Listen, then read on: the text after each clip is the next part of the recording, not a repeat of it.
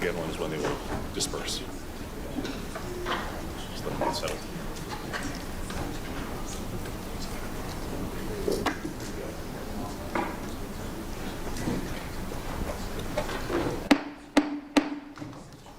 Good morning. This hearing will come to order.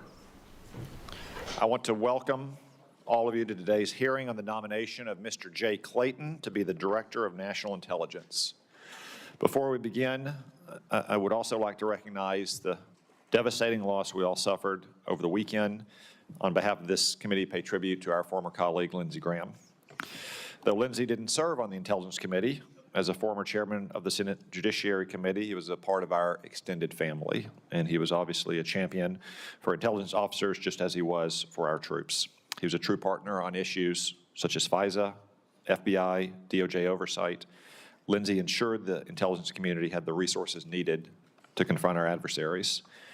Lindsey was a true patriot who led with courage, loyalty, and relentless optimism during his time both as an airman in the Air Force and in the United States Congress.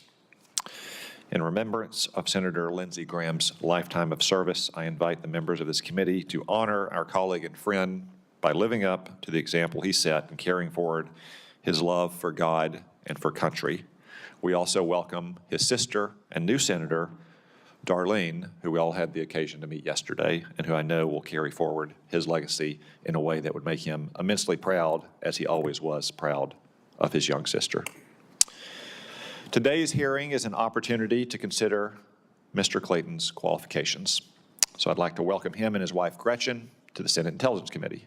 Mr. Clayton, thank you for once again answering the call to public service. To your family and loved ones, including those watching from home, thank you for your support during this process. I want to state for the record that Mr. Clayton has provided answers to our standard 40-page committee questionnaire. He has answered in writing more than 200 advanced questions for the record as well. He has completed his FBI background investigation. He has met with most members of this committee, and he has provided more than 5 years of tax returns. This is no small feat, but was helped in large part by the fact that this was his third time through the process. I want to thank all of those persons and organizations who worked to move his nomination at very fast speeds. That includes our committee staff, the staff at the Office of the Director of National Intelligence, the FBI, the Office of Government Ethics, and the White House Counsel's Office. I'd also like to offer my prayers to outgoing Director of National Intelligence, Tulsi Gabbard's husband, Abraham, as he battles cancer, and thank Ms. Gabbard for her efforts to streamline the ODNI as she turns, understandably, to her husband's care. This committee is grateful for her decades of service to the country, both in uniform and as a civilian. And I also want to take a moment to thank Bill Pulte for his leadership to date as the acting Director of National Intelligence. The additional steps he's taken to right-size the office of the DNI will help Mr. Clayton be successful on day one of assuming this position. Mr. Pulte has been highly communicative and engaged with me and my staff during his tenure, for which I am grateful. Mr. Clayton, it's my understanding that you intend to finish Ms. Gabbard's work to return the ODNI to its original size, scope, and mission. I've long said that the right number of staff at the ODNI would number in the dozens, maybe a couple hundreds at the maximum, but certainly not the thousands of recent years. Congress intended the ODNI to be a lean and efficient organization to keep bureaucratic intelligence agencies at bay. But some 20 years later, the ODNI has unfortunately become yet another bloated agency that incentivizes bureaucratic make work as opposed to genuine intelligence work. Mr. Clayton, given your many years as a seasoned professional in both government and private practice, I'm eager to hear how your experiences will inform your plans to return the ODNI to those roots. I look forward to working with you to provide any legislative relief that you deem necessary, such as transferring centers or functions to other government agencies, because while many functions that are needful occur at the ODNI, they don't necessarily need to be occurring there. Additionally, I'm interested in hearing about your efforts to advance America's national security in your current role as the United States Attorney for the Southern District of New York. As U.S. Attorney, Mr. Clayton has gone after some of the worst national security threats, including foreign enemies who put innocent Americans at risk and have American blood on their hands. For example, he's overseen the indictment of Venezuelan dictator Nicolas Maduro, secured the guilty plea of Venezuelan General Hugo Carvajal, and overseen the prosecution of an Iran-backed terrorist connected to multiple attempted terror attacks in the United States. Though these are just a few high-profile cases, let me state for the record that Mr. Clayton has worked hand in glove with our intelligence agencies and counterterrorism personnel to lock up criminals who threaten our national security. I commend him and all those involved for this important work.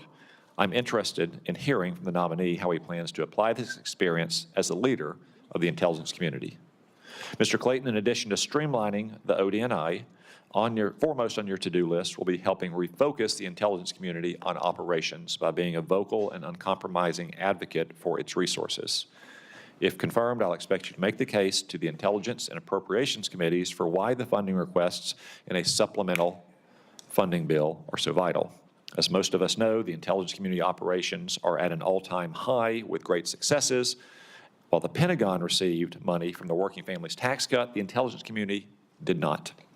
I'll say here publicly what I wrote to Acting Director Pulte and Director Ratcliffe last month. I do not want to see any more reprogramming requests that borrow from one operational account to fund another. There are plenty of underperforming and under-executing programs across the intelligence community that can be a bill payer for needful operations until Congress can pass supplemental appropriations bills. Now, before I turn it over to the Vice Chairman, I'd like to put on the record that in all my experiences with Mr. Clayton, his reputation as someone who operated with morality, decency, and integrity has proven to be true. The job Mr. Clayton has been nominated for today is not one which he sought, but one which he has been gracious enough to take on. I'm confident that by the end of the day, my colleagues will join me in seeking to get Mr. Clayton's nomination across the finish line. I now recognize the Vice Chairman for his opening remarks. Well, thank you, Mr. Chairman. Let me just echo what you said at the beginning of this hearing in terms of the great loss we all feel on both sides of the aisle of the passing of our friend Lindsey Graham. And as we commented yesterday, he was not on this committee, but he sure as hell acted like he was on this committee on many times. Mr. Clayton, Jay, it's good to see you again. And it was great to have the opportunity to meet your wife, Gretchen, in the anteroom. And I'm going to start with where the chairman started. And I have addressed this before, but the process we've gone through to get you before this committee is really pretty remarkable. I can't think of any other instance in the history of this committee where a president sends a nominee up, and then in a bipartisan way, we say, we really want to move heaven and earth to get this nominee moving through quickly because of the importance of the position. And then the president decided that the Senate was moving too fast on his own nominee. And pulls that nominee for a while, pulls down the hearing, and in the meantime blows up the FISA reauthorization process, which is critically important. Now, I know you had nothing to do with that, and we're probably as surprised as many of us. So I guess congratulations about getting finally in front of this committee. I also want to thank you for your partnership when you were SEC chairman and when we worked on investments in human capital. But when I last talked to you, this job is very different than anything I think you've done in your long career. And I'll have certain expectations of how you would perform the duties of D&I. These are expectations I make clear to all IC principals throughout my time on this committee, regardless of administration. First and foremost, as most know, this position of D&I was created after the events of 9/11. And as such, and Senator Collins had a large role in creating this position, it said the law requires the D&I have extensive national security qualifications. Because if you get this job, you're going to have intimacy with all of the nation's top closely guarded secrets. Now, I know you've served in some very distinguished positions, SEC chairman, U.S. Attorney for Southern District. And I look forward to hearing how those positions will meet that qualification of extensive national security experience. Second, as I mentioned, the D&I has literally access to all our nation's secrets, things that are limited only to the Gang of Eight here in Congress. And I will hope that you will treat this sensitive information with the kind of respect and security it deserves. As members know, one of my greatest concerns with President Trump's appointment of Mr. Pulte as acting D&I is that Mr. Pulte had no national security experience, and if anything, it's what seemed to be his one qualification. He had a demonstrated record of releasing private, confidential mortgage information so we could weaponize it for political purposes. I can't think of a less qualified individual to be anywhere close to the D&I's role. In fact, there's already reporting about Mr. Pulte's plan to do what intelligence on elections, some that's based on, and how we might misuse some of that, on some of our most sensitive sources. And just to understand how Mr. Pulte, and one of the reasons why I am anxious to get a permanent DNI, can end up figuring out what is appropriate or not appropriate, since he's been in the job for only 3 weeks. And again, with no national security experience. Our nation's security depends on our ability to protect secrets and protect the people who gather those secrets, whether it's allies, partners, or assets we have recruited. Carelessly handling that information ultimately makes our country less safe. Lastly, I urge you to stand strong in protecting the most sacred of the IC principles, speaking truth to power. This commitment to truth is literally carved in stone at the CIA's headquarters. It is fundamental to not only the functioning and credibility of the IC, but also to the security of the American people. We have seen what happens when policymakers are allowed to shade intelligence for political reasons.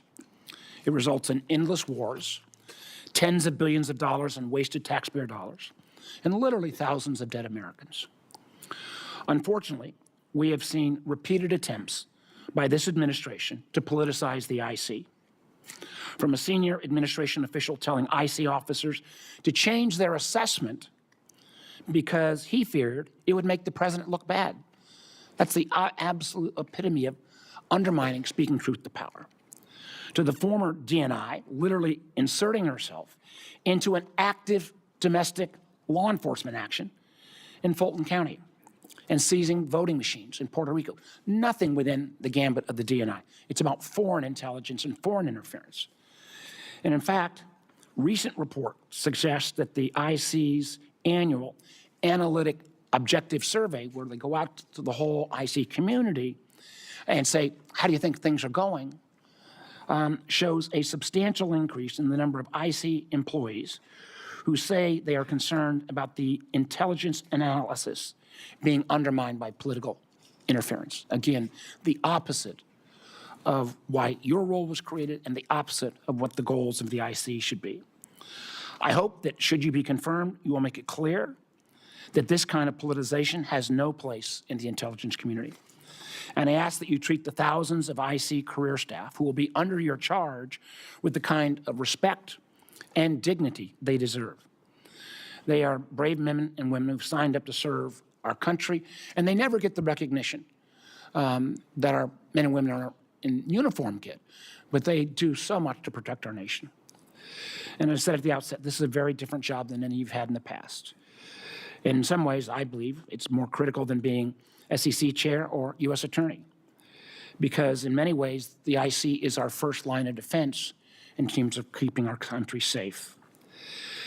In order to make sure we keep our country safe, the IC must also maintain the trust and credibility with the American people, which means objective analysis, keeping itself free from politicization. I look forward to your answers. Congratulations again, and I yield back. Thank you, Mr. Vice Chairman. I now recognize Senator Rounds, who would like to say a few words about Mr. Clayton. Thank you, Mr. Chairman. Today I have the privilege of introducing the Honorable Jay Clayton, President Trump's nominee, to serve as the next Director of National Intelligence. I first met Jay through my role on the Banking Committee when he was nominated by President Trump and confirmed by the Senate to be chairman of the Securities and Exchange Commission in 2017. He's a consummate professional with a distinguished career in both the private and public sectors. The Senate previously confirmed him on a bipartisan basis to serve as the SEC chair, and I'd like to think we were proven correct in judging his character the first time around. It's no surprise President Trump would select him to serve in his cabinet. The DNI has to be a trusted, unbiased voice to provide ongoing intelligence to the president. I believe Jay will do a great work in this role. Jay is an accomplished lawyer with decades of experience, and he currently holds one of the most high-profile and demanding posts in the Department of Justice as the U.S. Attorney for the Southern District of New York. He made the most of his time in New York by prosecuting some of America's worst enemies and threats to our national security. Mohammed al-Sadiyah, the Iranian-Iraqi national responsible for over a dozen terrorist attacks in Europe and 2 attempted attacks in America. Nicolas Maduro, and other narco-terrorists. These efforts required extensive coordination with the intelligence community and larger national security enterprise, including the Department of Justice, the Department of the Treasury, the Department of Homeland Security, and the Federal Bureau of Investigation. If confirmed, Jay's experience at the helm in New York will serve him well as DNI. Mr. Clayton chaired the SEC through a period of significant uncertainty for financial markets during the depths of the COVID-19 epidemic in 2020. His success in leadership roles at the SEC and DOJ is strong evidence of his ability to be an effective coordinator as the Director of National Intelligence. Many of the most pressing national security threats we face today are cross-cutting issues that involve technology and economics and go beyond the IC's traditional focus on foreign military capabilities and foreign leadership intentions. Jay's time at the SEC and in the private sector has given him valuable experience with issues that the DNI faces on a daily basis: cyber threats from state and non-state actors, illicit finance, economic competition with China, and the rapid adoption of artificial intelligence by both our adversaries and our own intelligence community. He brings valuable insight into each of these areas that will serve him and our country well. Jay holds a TS, SCI clearance, and has worked in highly classified, compartmented environments requiring discretion and security compliance. As a result, he knows firsthand the critical importance of Section 702 and FISA. His extensive experience working across agencies is a quality needed as DNI. He has a working relationship with CIA Director Ratcliffe that will make for a smooth transition into this leadership role. While Jay may not have served in the intelligence community, he has the right mix of practical experience working with the IC, including experience with the Justice Department and coordination with the Department of the Treasury. His professional background is important to the growing demands being placed upon the IC related to technology and economic competition. Further, his diverse experience in the private sector, the SEC, and as a U.S. attorney in a very active district give him the wealth of management, leadership, and organizational experience to succeed in coordinating at all the different equities, or with all of the different equities that make up the intelligence community. In closing, I offer my strong endorsement for Mr. Clayton to serve as the next Director of National Intelligence. Thank you, Mr. Chairman. Thank you, Senator Round. Mr. Clayton, before we move to your opening statement, I need to ask you 5 standard questions the committee poses to each nominee who appears before us. A simple yes or no answer for the record will suffice. 1, do you agree to appear before the committee here or in other venues when invited? Yes. 2, if confirmed, do you agree to send officials from your office to appear before the committee and designated staff when invited? Yes. 3, do you agree to provide documents or any other materials requested by the committee in order for it to carry out its oversight and legislative responsibilities? Yes. 4, will you ensure that your office and your staff provide such material to the committee when requested? Yes, I will. 5, do you agree to inform and fully brief, to the fullest extent possible, all members of this committee of intelligence activities and covert actions, rather than only the chairman and the vice chairman? Yes. Thank you very much. After our hearing today, it's my intention to convene a committee business meeting early next week to vote on the nomination of Mr. Clayton and report it to the Senate for a floor vote. Mr. Clayton will now proceed to your opening statement, after which I will recognize members by seniority before the gavel and by arrival after the gavel for 5 minutes each. Mr. Clayton, the floor is yours. Thank you, Chairman Cotton. Vice, You move the mic a little closer. Thank you.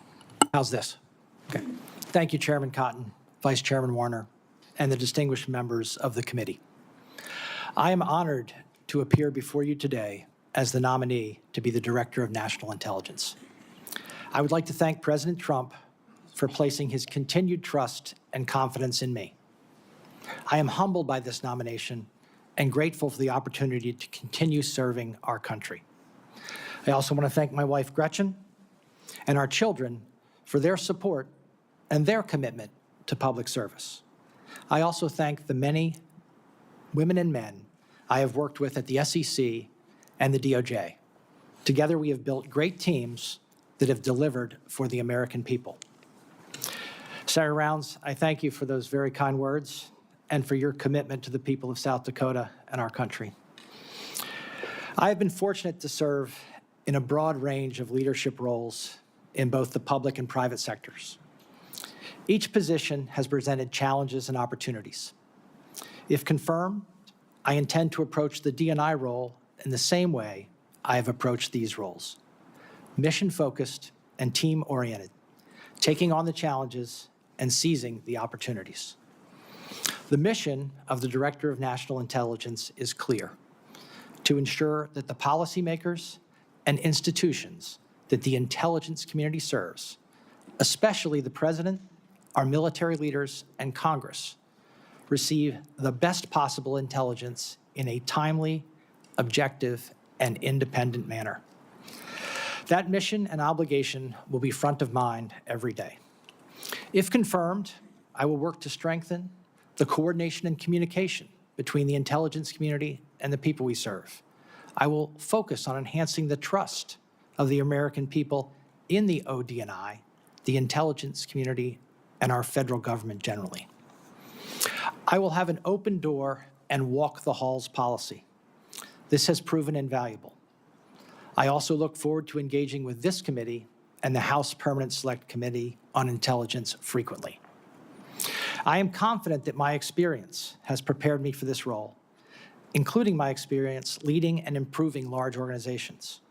Large, multifaceted organizations like our intelligence community work well when they have 1, a commitment to the mission, 2, clear strategic objectives that further that mission, and 3, metrics that facilitate the assessment and improvement of their operations. I intend to work with the members of this committee to develop all 3 of those.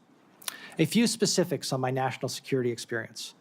As the U.S. Attorney for the Southern District of New York, I've gained significant national security experience, including in matters involving foreign terrorist organizations, counterespionage, money laundering, bribery, and the abuse of our communications platforms to create and sow distrust. We interact with the U.S. intelligence community and counterterrorism officials continuously on dozens of important national security matters. In addition, I've acted as the principal liaison with senior officials at Treasury, State, and the Department of War on matters of national security. As chairman of the SEC, I advised the intelligence community on various matters and directly confronted issues with national security implications, notably leading our cybersecurity and cyber resilience for critical infrastructure in our financial services sector, combating Chinese influence on and exploitation of our markets, and importantly, maintaining economic stability and confidence in our markets during the COVID-19 shutdowns. In the private sector, I also engaged in a broad range of national security matters, including with officials from the Federal Reserve, the Department of Justice, and Congress. As an example, between my time at the SEC and my return to government at the Southern District, I testified before the House China Select Committee. Across these roles, I saw firsthand how judgment, discipline, integrity, and most importantly, effective communication and cooperation across different branches of government are essential to our national security. If confirmed, I will have those principles front of mind every day. Thank you for your time, and I look forward to your questions. Thank you, Mr. Clayton.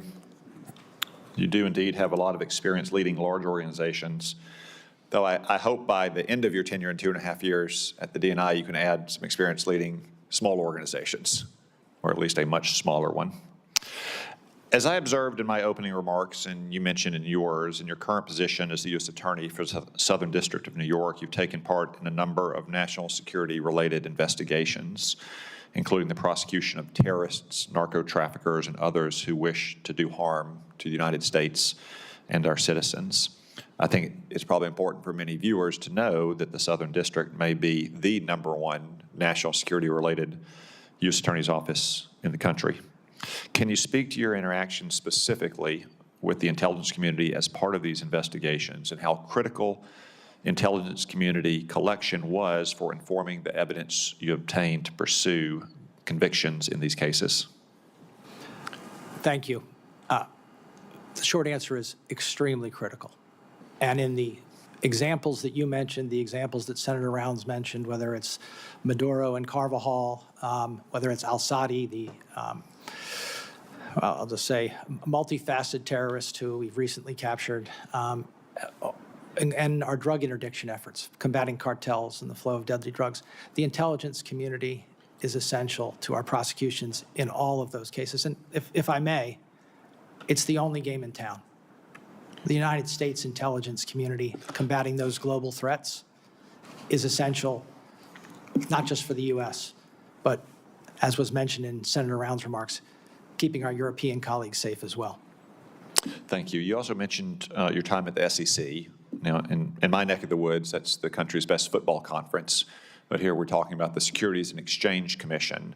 I think most observers would think, well, you know, that's for the stock markets, and a Wall Street lawyer goes in and hopefully gets fees down and markets do well and combats fraud and maybe tackles new issues like cryptocurrency.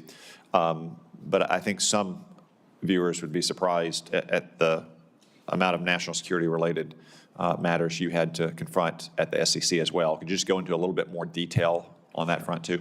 Sure. Starting at the top, national security and economic security are synonymous.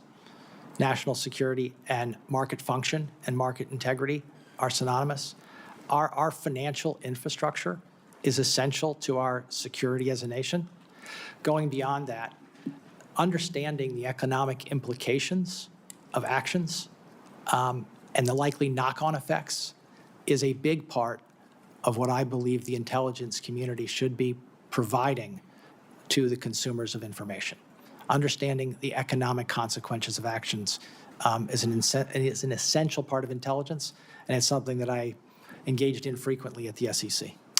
And while the Office of the Director of National Intelligence was set up in the aftermath of the 9/11 attacks and in the context of wars in the Middle East, isn't that particularly true as we think about our struggle for mastery with China and also checking Russian aggression around the world, that economic matters are vitally important when we're facing traditional nation-state actors like Russia and China?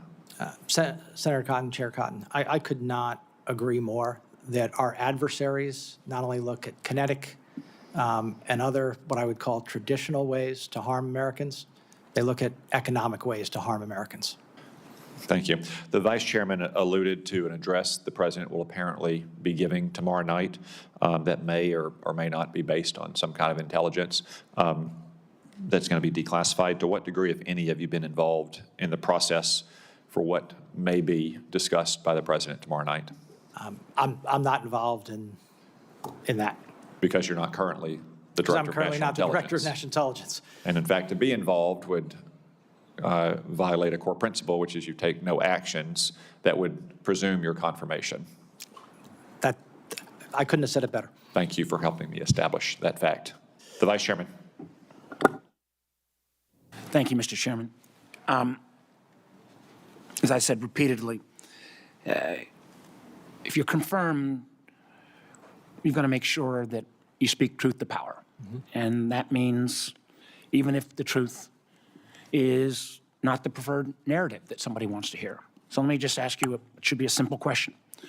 Do you deny that Joe Biden won the 2020 election? Senator, I'm not an election denier. Joe Biden was certified as the President of the United States. Election denial is something that we cannot have. So I will take that as you do not deny that Joe Biden won the 2020 election. Yeah, I'm not. I think, let me just be clear. We have substantial work to do, and I've made it in improving our electoral processes. It's part of national security, and I feel strongly about that. One of the things that, again, this will come around perhaps to what's happening tomorrow night as well, classified information is critical. If we violate classified information, that loses us allies. It makes us less strong. I fear that certain countries already are not sharing as much information with us because of some of the things that have happened. So let me ask you some straightforward questions. If confirmed, you commit to protecting all classified information in accordance with established rules and procedures. Yes. If confirmed, you commit to following established processes and procedures when it comes to declassifying information. Yes. And that will then lead to the next, because if you're going to follow official purposes, you cannot declassify information for political purposes. Will you promise that you will not do that?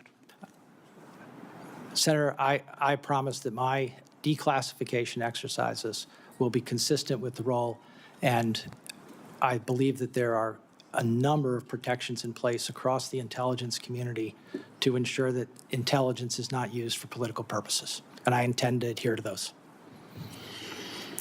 Well, that is, you know, in many ways, at least for me, that is the nub of this hearing. In preparing for this hearing, I have analyzed the procedures that are in place for declassification and other actions that you would take as the Director of National Intelligence. And I look forward to consulting with the people inside the intelligence community and at the ODNI to ensure that we adhere to those principles. It's critically important because, again, we may see some of this tomorrow night or not, but we go around those established procedures. We could burn sources and methods. We could lose allies. It is, the ramifications are so grave, and it has been treated in such a cavalier way that it's really extraordinarily upsetting to me. Along with classified information comes the analytic tool. One of the things that I pointed out in the recent IC annual survey, the number of IC analysts that are concerned that their work may be threatened by politicization, or if you don't reach the right conclusion, that completely undermines the basis of what the intelligence community is set up with. So, if confirmed, you commit that the ODNI's decisions and analysis will remain free from political pressure and conspiracy theories. Yeah, Senator, the role is to ensure that you, the President in particular, the members of the Cabinet receive the best possible intelligence product available, and I do commit to do that. And I do commit to do that. Yeah, if you could bring the whole box a little Sorry, closer. I need a space for the papers. But I can't stress enough, if the IC workforce feels they're going to get political blowback or get fired, which we have seen, because they reach a conclusion that may not be what certain folks in the administration want to hear, that undermines the whole work of the whole community. if I could jump in on that, Please. and I want to say that my experience at the SEC, my experience at the DOJ, is that the people who have worked for me have great confidence that they can speak to me in a candid and free from any worry that what they say to me in their professional capacity is going to result in any kind of disagreement. I would say any kind of friction beyond the normal toing and froing that you have in any organization.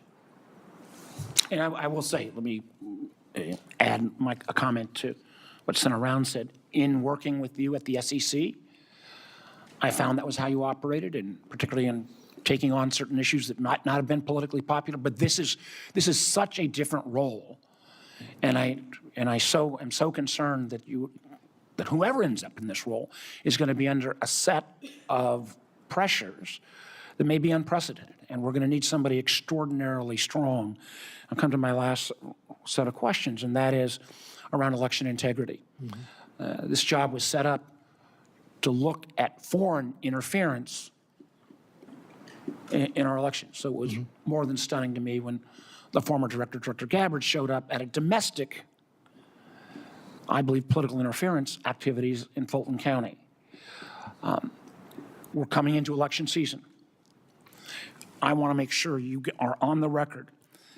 If confirmed, you will commit you will not interfere with or comment inappropriately on U.S. elections. Senator, you outlined the role correctly. The role is to deal with foreign interference in U.S. elections, which is something I'm gravely concerned about.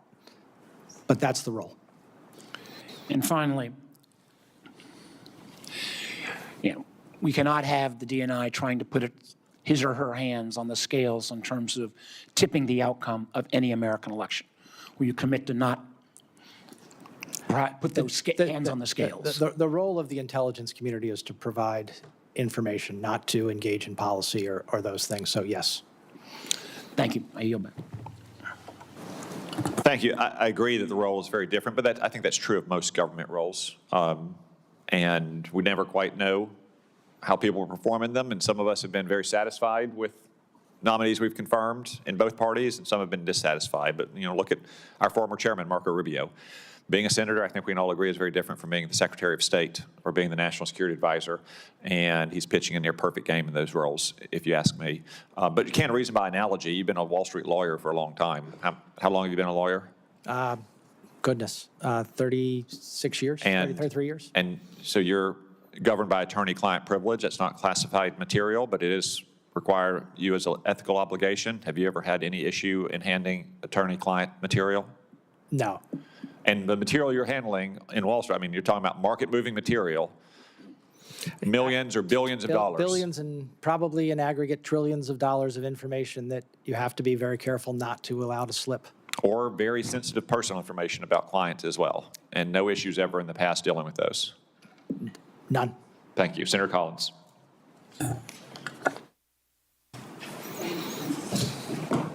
Thank you, Mr. Chairman. Welcome, Mr. Clayton. Mr. Clayton, I want to give you a little bit of history of the ODNI. I was a co-author of the legislation that created the Director of National Intelligence, along with Senator Joe Lieberman, Congresswoman Jane Harman, and Congressman Pete Hoekstra in the House. And it came about following hearings that we had and extensive analysis of a failure of the more than 18 intelligence agencies to share vital information, information that perhaps could have allowed the dots to be connected and the horrific terrorist attack of 9/11 to have been discovered and deterred.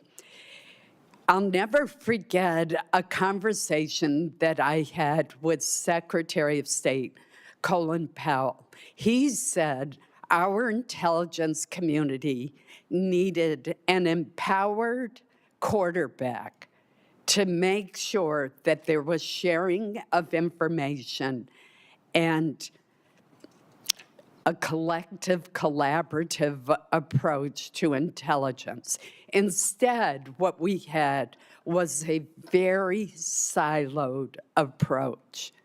And that's why we worked so hard to draft the Terrorist Prevention and Intelligence Reform Act that created the Office of the Director of National Intelligence and the NCTC, the National Counterterrorism Council, which would bring agencies together. So I understand that ODNI has grown far bigger than we ever would have envisioned when we wrote that law. But I am deeply disturbed that some administration officials and indeed some senators have called for not just a reduction in the size of ODNI, but that we abolish it altogether.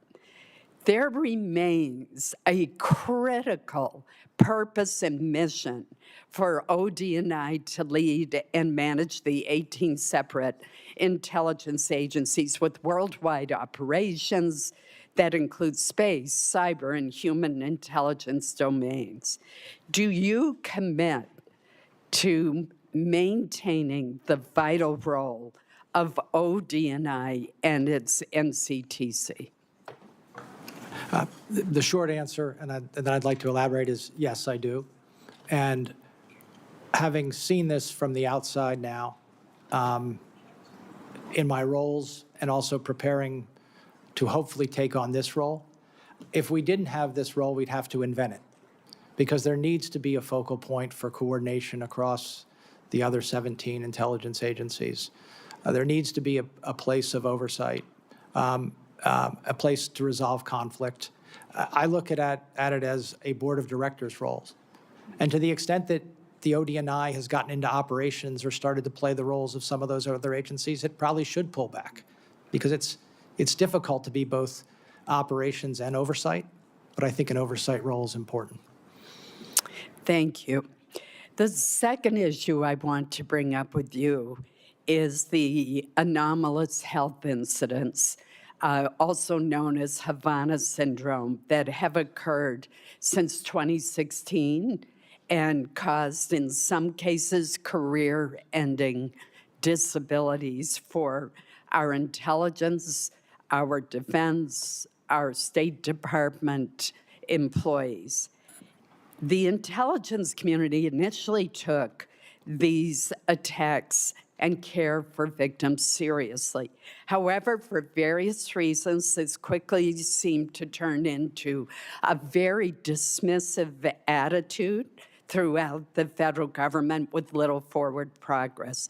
This led Senator Gillibrand and I to co-author the Havana Act of 2021 to support the victims who are not receiving care nor compensation.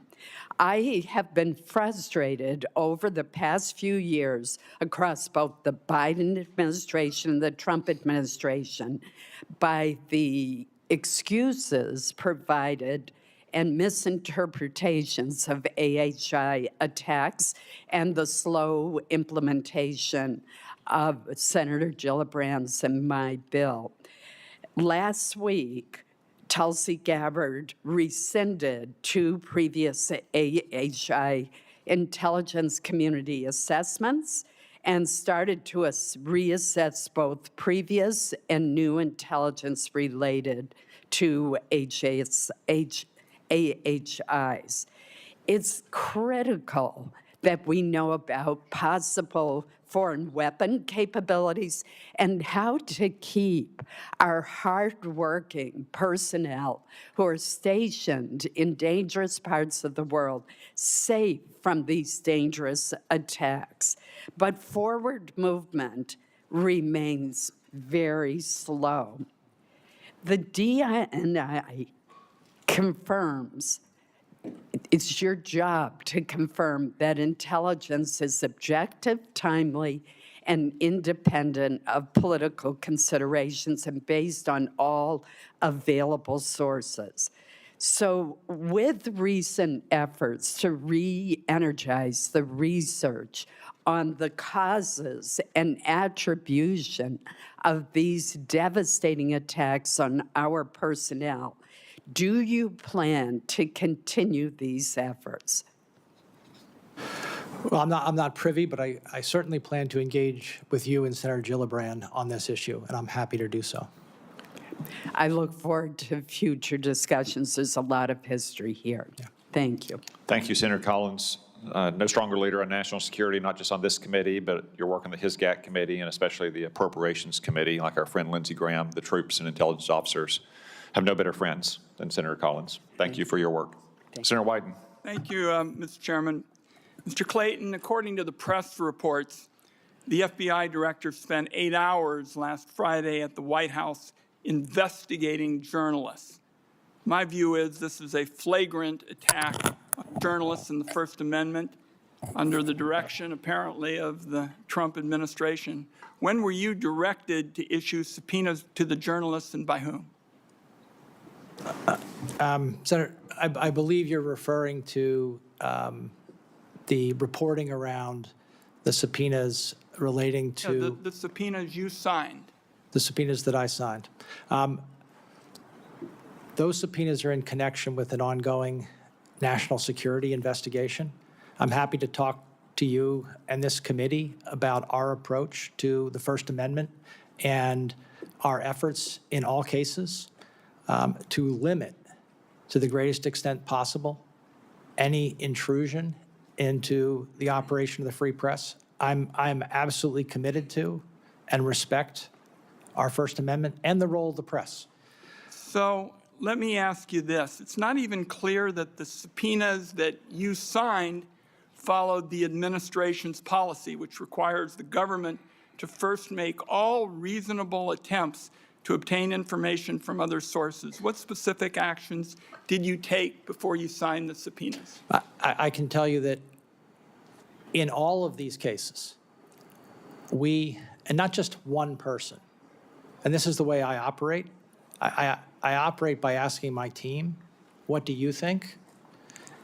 Any action in this regard, you can be assured that it was a consultative exercise with the career prosecutors in my office.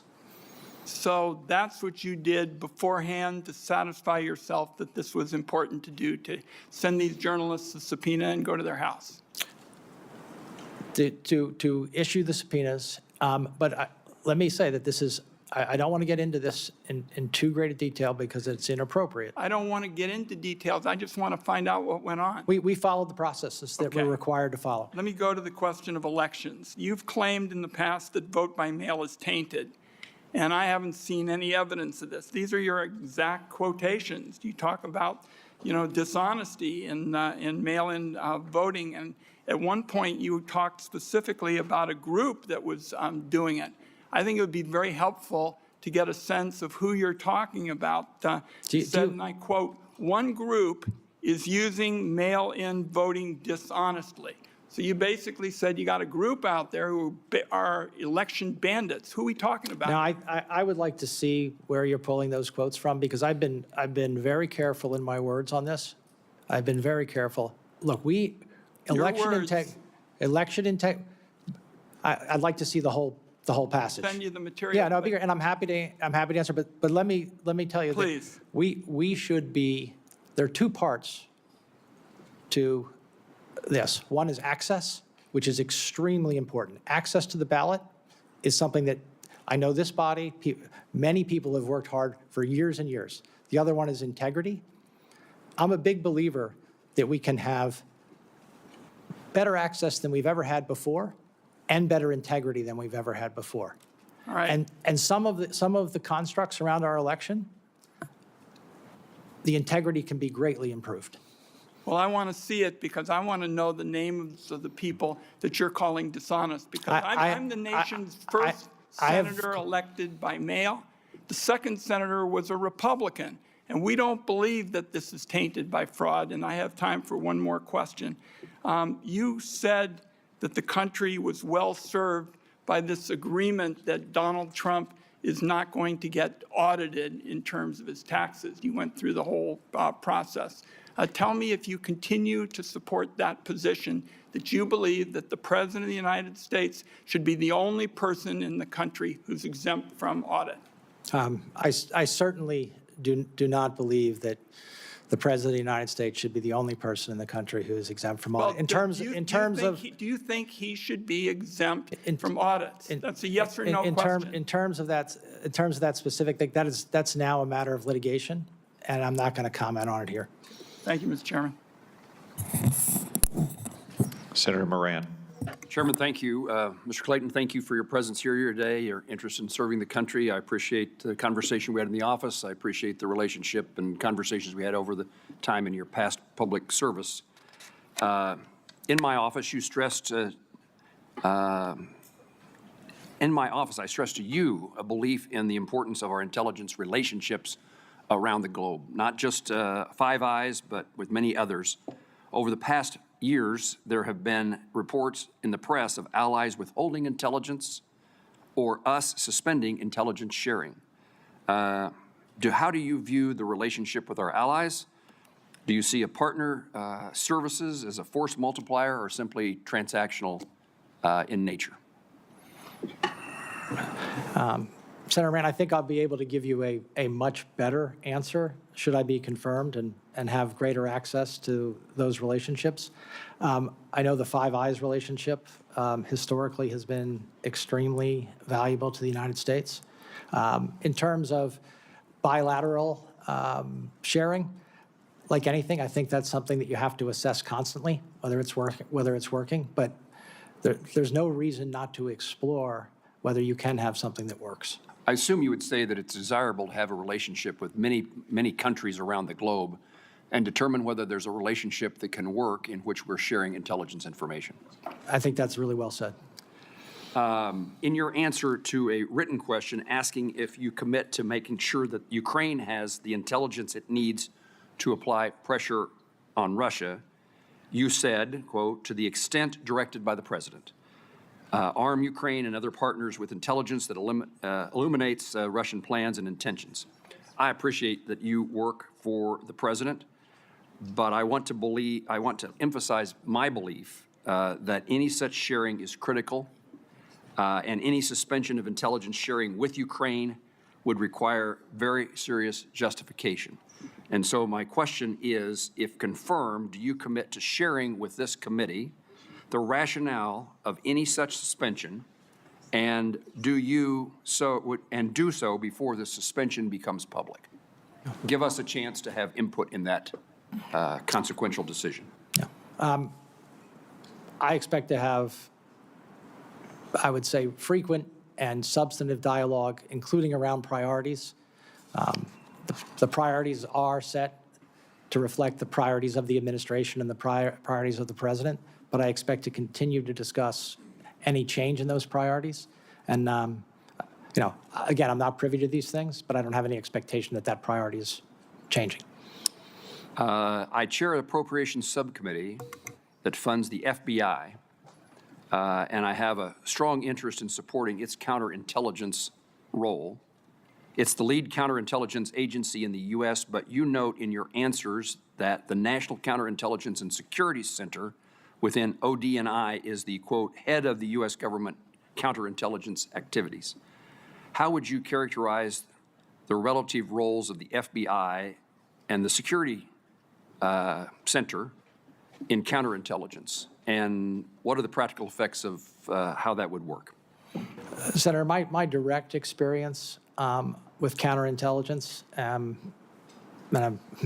obviously I can't go into the specifics, but it's fairly extensive at the moment, is directly with the FBI. Some engagement with the center, but it's mostly directly with the FBI and Homeland Security. And that past experience, that relationship lends you to what kind of conclusions in that regard? It's extremely important. The threat is real. The threat to the safety and security of the American people is real. And we need to be vigilant every day. And in fact, I think my colleagues would be happy if, in your role, I made a pitch for more resources. If they would.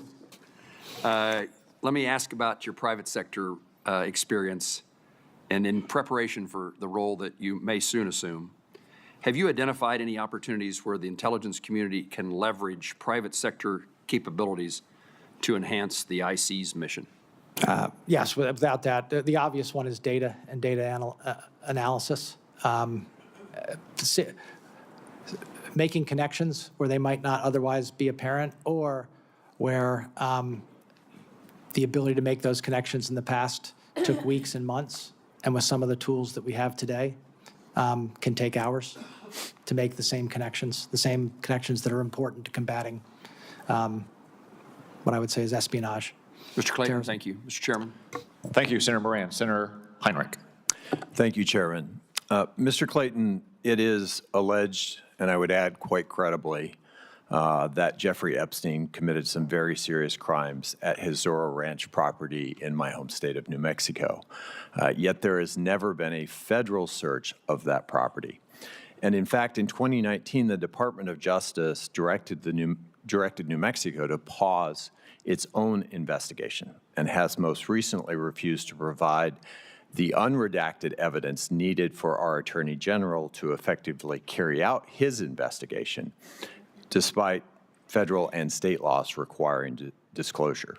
I understand that as U.S. Attorney for the Southern District of New York, you led the investigation into Jeffrey Epstein.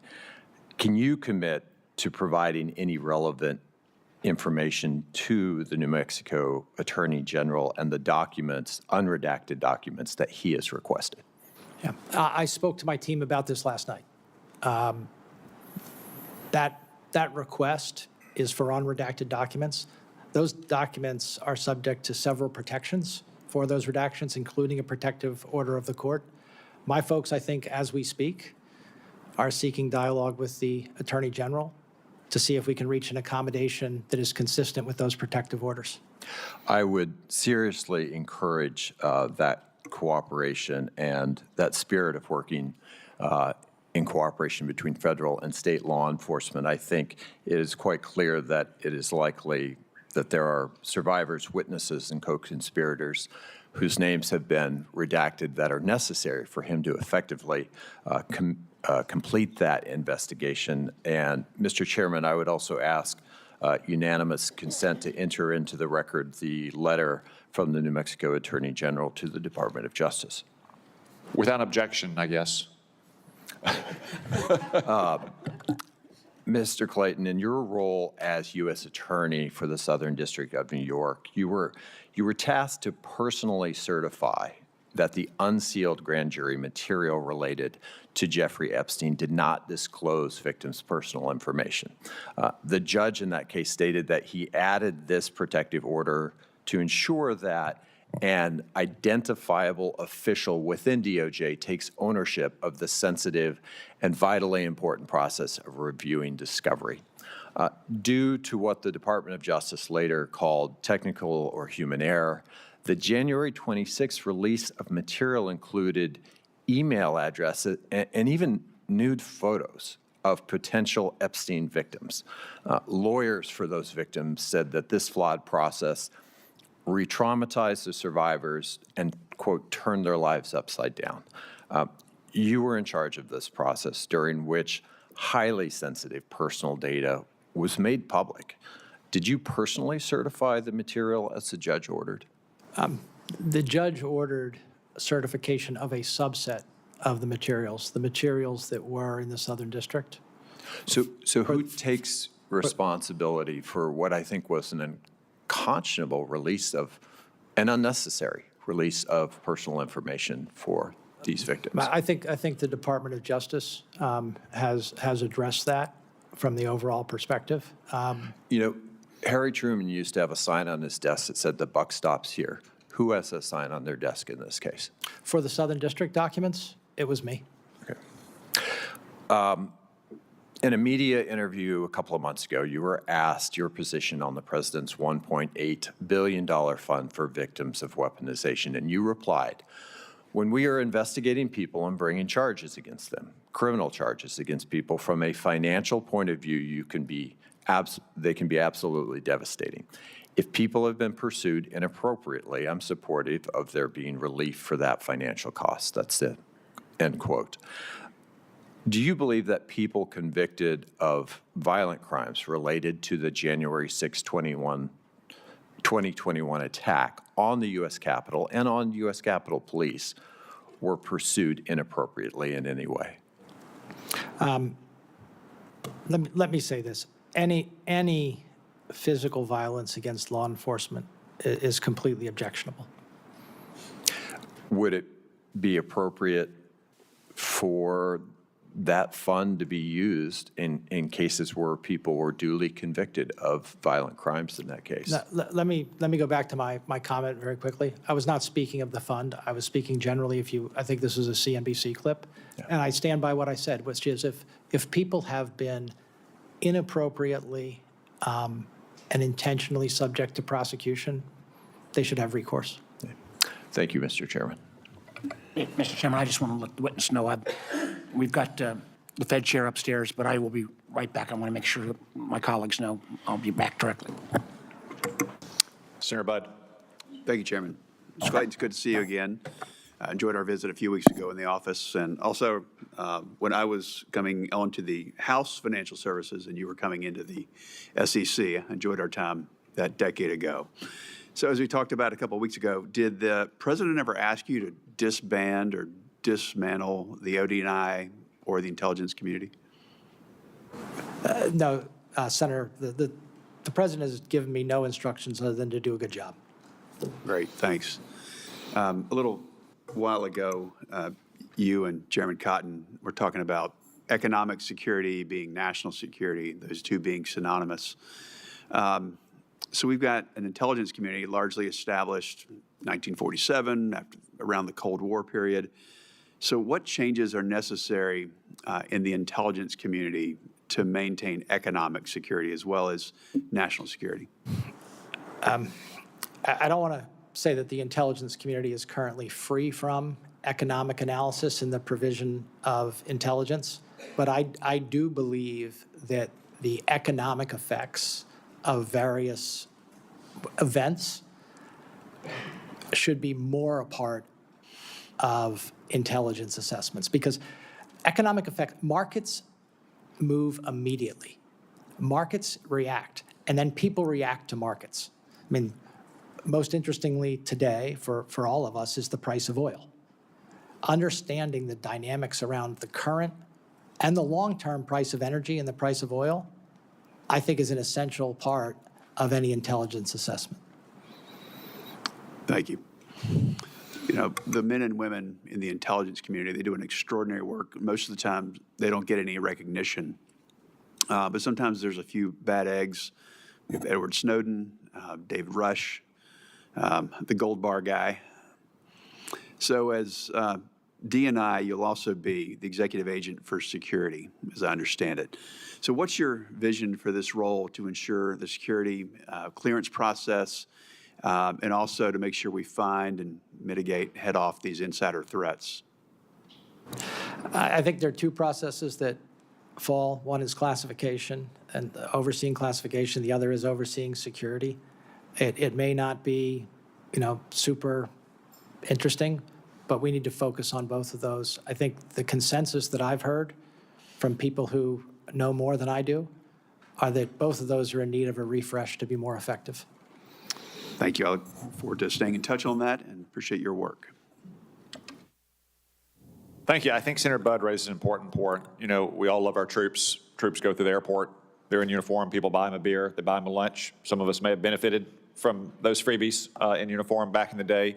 Our intelligence officers don't get that gratitude. So let me just take the moment to join Senator Budd and express our thankfulness for everything they do, since they're not out there getting a beer and a sandwich bought for them when their airports are out on town. But we would be exposed to many more threats if it wasn't for them. Senator King. Thank you, Mr. Chairman. I agree with your comments. Whenever I meet members of the intelligence community, I say you don't get the flyovers at the football games, but we appreciate what you do.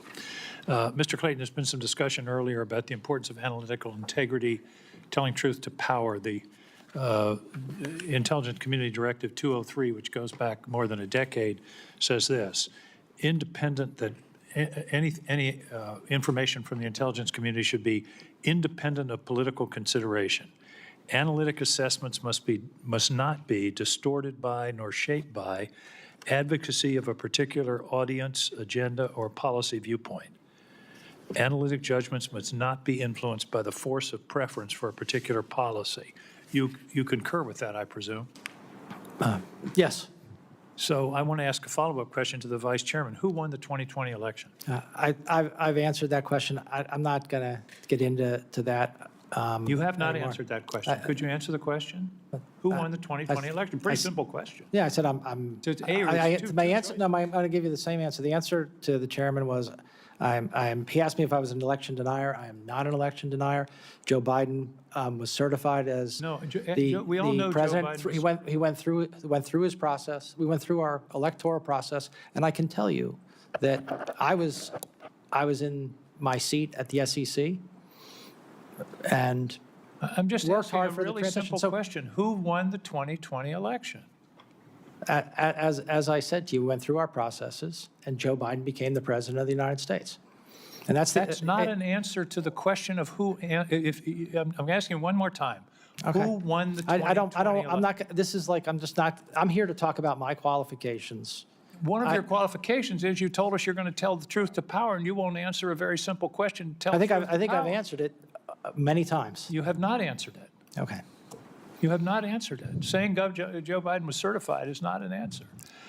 Okay. Why did you take it upon yourself to opine on the California election process to CNBC? You said during the interview on CNBC, you said the U.S. is doing an absolutely terrible job on election integrity, and the American people are right to question it. What's the basis of that statement? What's the evidence for that statement? Let me give you the context of the way I look at this, because we should have this kind of candid dialogue. Elections are a process for gathering, aggregating, and providing data. And who does the Constitution entrust the responsibility for elections? To the states in the case we're talking about. Correct. To the states in the case we're talking about.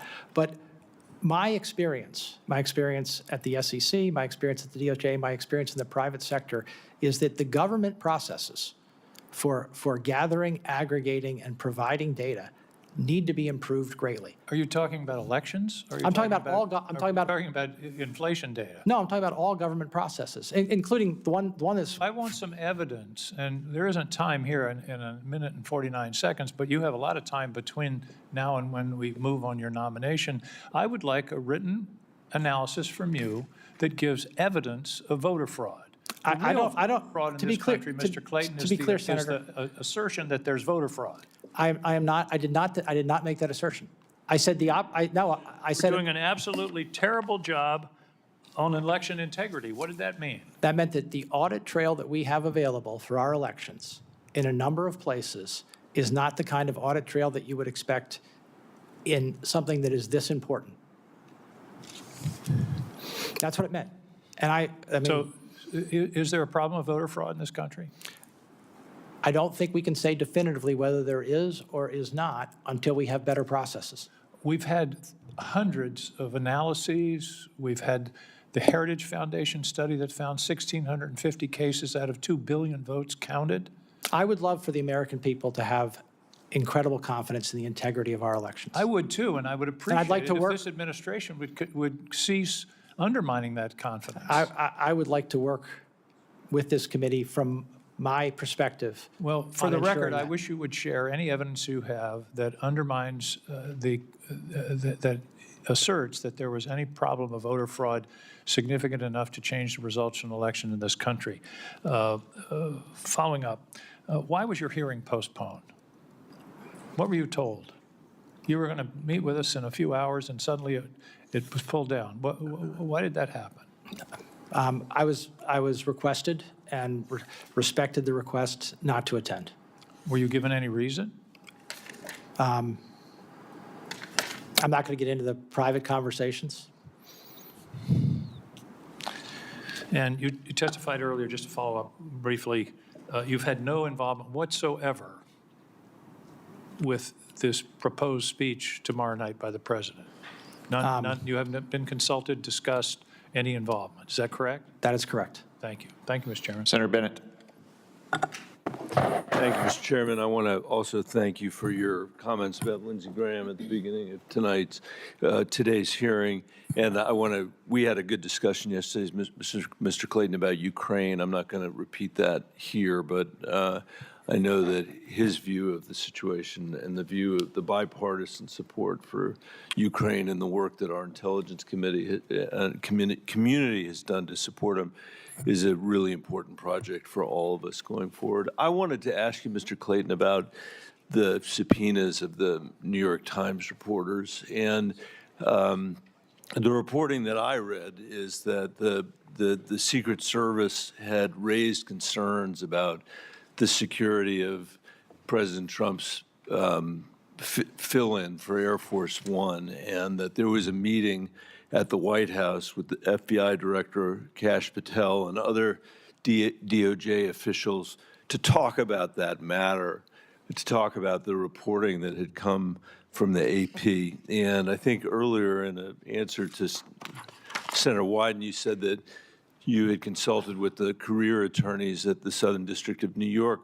My question is whether you consulted, or anybody in the Southern District of New York consulted with anybody in Washington, D.C., at the White House or the Department of Justice before those subpoenas were issued. They were issued, I think, within just hours of the reporting that struck me as somebody who has worked at DOJ as an unusually short period of time, and particularly given the equities that are at stake when journalists are subpoenaed, the equities that are at stake when law enforcement is showing up at the doorstep of journalists in this nation. I think it's very important for you to explain this in the context of this nomination. Yeah, understood.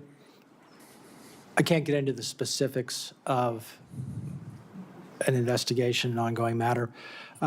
Let me say that I'm confident that the procedures that we have in place to protect the First Amendment and protect the freedom of the press and not result in intimidation of journalists or the like were followed. They depend on the facts and circumstances, how much time you have. Those matters include ones you referenced, which is, are there other available sources for the information that we seek, and have we sought that? The other aspect of this is, the tailoring of a particular subpoena and including the return date and when those people would be asked to appear or provide documents. It's expected in these types of cases, at least from mine, that if there's counsel involved, we can further tailor those requests to make it the least intrusive way possible. But let me just finish, if you don't mind. Yeah. It is vitally important that if national security interests are at stake, that there's not what I would say is a huge blind spot where someone can use the ability to provide information to journalists to get it out there, including our adversaries, without any potential for discovering how that happened. Well, I think this committee is well aware of the intelligence equities that are at stake. We have no, that's why all of us do this work and provide this oversight. But I think all of us would agree that the First Amendment is not some sort of glaring loophole that it's out there, that it's something that we need to follow. And so I'll ask you again, Mr. Clayton, did you or anybody at the Southern District of New York have conversations with anybody at the White House or the Justice Department in Washington, D.C., before you issued those subpoenas that resulted in New York Times reporters being served process at their homes? Yeah, I can say it this way without getting into the investigation. The protocols require consultation with the Department of Justice in Washington, and we followed the protocols. And did anybody in Washington, D.C., suggest to you or anybody on your team that you should issue subpoenas in this case? Following the AP reporting, reporting of the president coming back on an airplane that was unsuitable for the protection and the defense of the President of the United States. Yeah, I'm not going to get into the details. What I can tell you is that we followed those procedures, and those procedures, for the reasons that I believe firmly and you believe, protecting the freedom of the press, being the least intrusive possible, require consultation.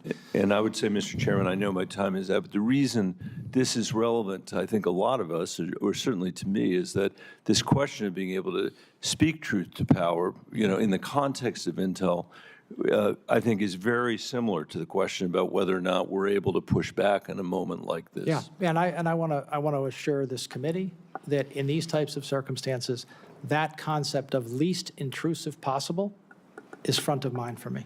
Thank you, Chairman. Thank you, Mr. Thank you, Senator Rounds. Thank you, Mr. Chairman. Look, first of all, I do think you're the right guy for the job. And as I said in my earlier recommendation of you to the entire committee, but I want to give you an opportunity to talk a little bit about some of the new technologies that are being involved that we're going to have to address. And I don't think we've really talked a lot about what artificial intelligence is going to do, and the integration of artificial intelligence, not just by our intelligence agencies, but also by our adversaries. And the focus that we're going to have on the amount of data that we collect and how we're going to have to organize that. I know that you're brand new into this discussion and that you're going to be learning it at a high rate of speed, but can you talk a little bit about your concepts about how we take this huge amount of data that we've got and organize it integrate it in such a fashion that it's available to be able to make an analysis and to give the best advice to the leaders of this country. We talk about how you see the integration of AI into this process. Thank you. Let me start by talking about it in an area where I know, which is a huge data area, which is the way our markets operate and the resiliency of our markets, and what I would say is their vulnerability to attack. And AI is a game changer, and we should just all recognize that. I think I commend the Treasury Secretary for leading the way in this, and the Federal Reserve in calling the banks in to talk about what that means. I expect it's the same, or at least it resonates in the intelligence community, that AI is not only an opportunity but a threat. When something's both an opportunity and a threat, you better get your arms around it. Yeah, look, the reason why I asked the question that way is I think that AI is it not only is a game changer, but it's going to be seen by the American public first of all as a threat, because they're going to see on social media, they're going to see the misinformation that comes out, deep fakes and so forth.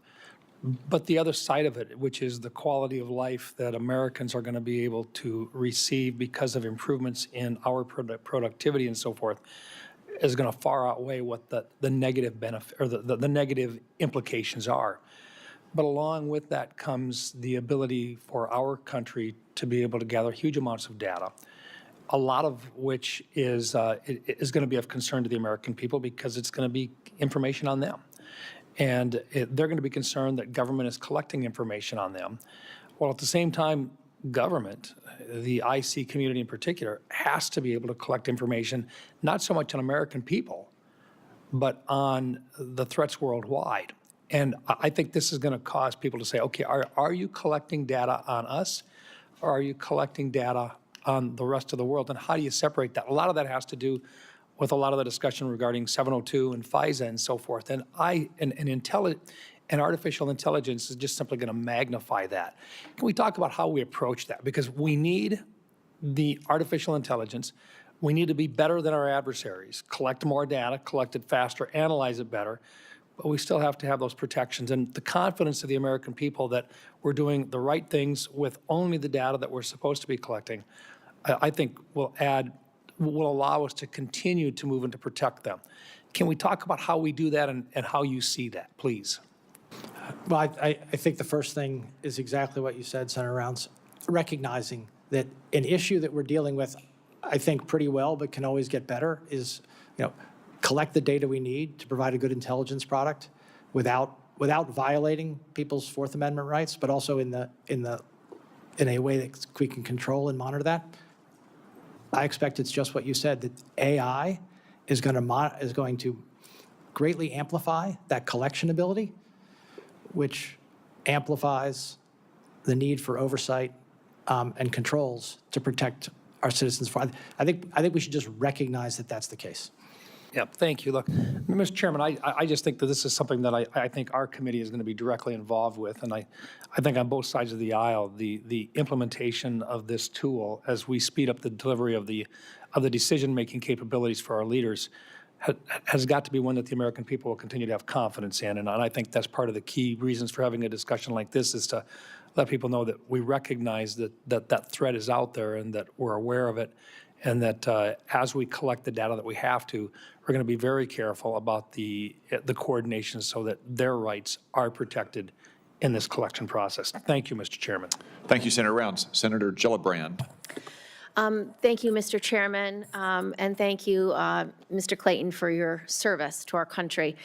I want to just continue with the line of questioning that Senator Bennett had about the New York Times subpoenas.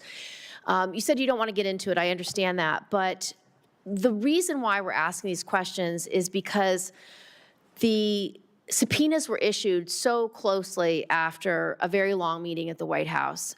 There seemed to be an unnecessary urgency behind it, and I'd like you to maybe comment on why there was this urgency.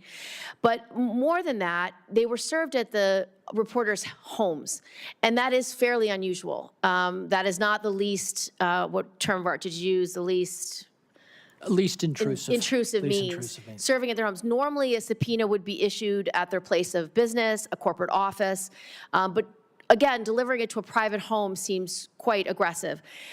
So can you address the urgency and the home service? But what I said before is, I'm not going to get into the specifics of and the circumstances of the matters being investigated. Understood. So I just want to talk and about so- the process, and because so- I get you don't want to talk about the substance. Yeah, and then on the process, how quickly you would do something following the process depends on those facts and circumstances of the investigation, including the potential spoliation, of information, and the timeliness of the threat. I think I'm going to leave it at that, but this was a judgment, and it should always be a judgment that's made collectively. That's the way I look at these things. Well, I would just urge that this doesn't sound like the proper independent legal process that we would normally expect for issuance of a subpoena. The characteristics surrounding it seem rushed, aggressive, with an unnecessary urgency. And I would just caution you in your role. You are going to have many times when you may be influenced to engage in an investigation because the White House is unhappy with a report. The thing about this particular issue is that the plane was reported on months and months ago, about the concerns that because it was built by Qatar, that it wouldn't have the same security aspects that one would need to protect a president.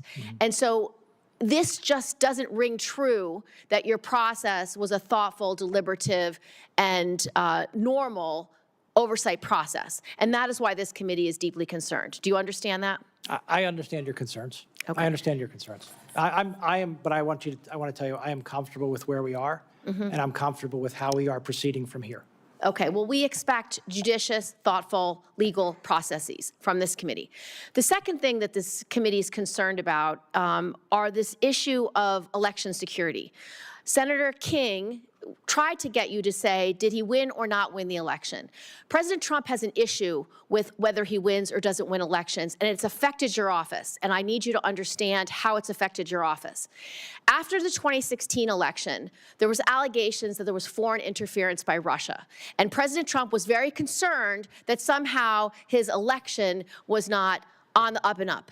And so what he did in response when he became president was he eliminated every aspect of your office's oversight of the election process from cyber threats. You had personnel that were very knowledgeable about cyber threats, especially foreign influence. There were personnel at CISA, there were personnel at the FBI, and they were all fired. And then President Trump now wants to make sure that the 2020 election, that nobody says Biden won the election. So you can understand why this committee is concerned that you won't say Biden won the election, because it just reeks of this insecurity by the Trump administration about election security. So when you say election security is important to you, I want to make sure that you understand the ODNI has a responsibility towards cybersecurity, towards election security, that's not about voter fraud, but about the influence of foreign countries on our election security. Do you understand that? Absolutely, and it is a significant concern of mine. One of the things that I did not get an opportunity to talk about before, cybersecurity has been part of my private sector and public sector practice for well over a decade, going on close to 2 decades, actually. So will you add that back to ODNI, because it was taken out by Gabbard? When I was talking, yes, when Director I was talking about processes and integrity of our election, cybersecurity is front of mind. So will you restore the cybersecurity complement to your job, as well as the biosecurity threats, and as well as the Foreign Malign Influence Center? I can commit to making an assessment, and to the extent that more resources are needed, or more focus is needed, or more coordination is needed. Well, as we in would an urge area. there are more resources and focus needed in those 3 areas. And I look forward to dialoguing with you on that. Thank you, Mr. Thank you, Senator Chairman. Gillibrand. Senator Langford. Mr. Chairman, thank you. Mr. Clayton, good to see you again on it. You have served the nation in multiple different roles before in leading SEC and did a very good job there in Southern District of New York in the U.S. Attorney's Office. You've got a very unique experience and background walking in on intelligence. You've handled money laundering, drug kingpins. You've handled international terrorist and foreign terrorist organizations, counter-espionage cases. You've handled a lot of things as a prosecutor in this. My question to you is, how does that experience and knowing what is needed to actually prosecute individuals affect how you approach this task in helping the intelligence community trying to be able to gather information? Great to see you. Thanks. Good to see you again. The role that you just described is one that I believe draws on a lot of the experience that I have had as a counselor for years. And that is that I want to be respectful that the intelligence community is about providing information and analysis, not setting policy or making decisions. And I look forward to playing that role as ODNI. I think that my experience as a consumer of that type of information will help me provide the information in the way that is best for the consumers I serve. I always worry that people who are the providers of information are providing it for themselves and not for the end user in the most effective way for the end user. Maybe we're doing that, maybe we're not. I hope we are. But I also want to say, as Senator Cotton noted and others have noted, the women and men of the intelligence community are incredible. I look forward to working with them, learning from them, and figuring out how to provide that best possible intelligence product. Okay, that would be very helpful, and it's helpful to all the policymakers to have the best, clearest, non-safe, if I can say it that way, documents to just get the information out so people can make the decisions based on the information that we actually have. That would be helpful, and as a consumer of that, I would assume that makes a difference for you. ODNI started out as a very small entity after the 9/11 attacks, as you know well. It has grown to a multi-thousand person organization. There have been a lot of questions around this dais to try to figure out, is it the right size? We have a lot of people that are detailed from a lot of our intelligence agencies to the Director of National Intelligence Office now, and we're trying to be able to figure out if that's the right places to continue to be able to pull people out of their agencies and pull them over there, or if some of them be able to need to return back to their agencies. Obviously, you're not there at this point, but you've led a lot of large organizations. Tell me process-wise how you walk in to be able to look at, are we right-sized, right tasked? Do we have people here that need to actually be there? How do you make those decisions? Thank you. I tried to outline it in my opening remarks. Right. What is our mission? The safety and security of the American people. How do we deal with that every day? We provide decision makers with the best possible intelligence product. What is the structure over the intelligence community with the role that we have, which is supposed to be oversight and integration, not operations? What is the structure that best serves that? That's how I intend to look at it. And specifically, where do people return? Where do they stay? The analogy that is in my mind is a board of directors that oversees a number of subsidiaries. In most cases, that board of directors is fairly lean and relies on reporting from the subsidiaries with, some efforts to synthesize, some committees, that is what is in my mind. Not one thing you don't want to do as a member of a board of directors, whether you're in oversight or empowerment or both, is get into the day-to-day of management. You lose perspective. Yeah. You have handled terrorism cases coming straight out of Iran and threats that have come to us. For 47 years, the United States and American citizens all around the world have faced terrorism threats from Iran and the growth of the proxy terror organizations.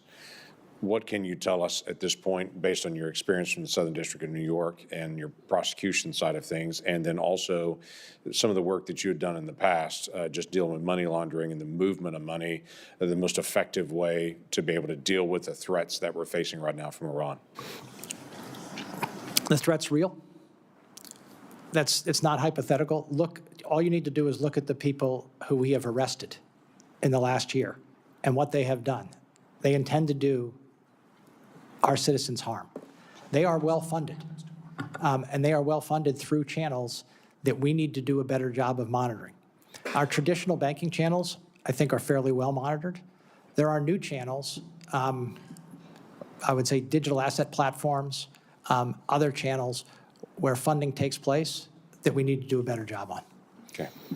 Thank you. I yield back. Senator Kelly. Thank you, Mr. Chairman. Mr. Clayton, thank you for being here. I've got a couple very basic questions, and then I want to get a little bit of your opinion on the threats we face if we have time. So can you tell me why Joe Biden was certified as the winner of the 2020 election? I'm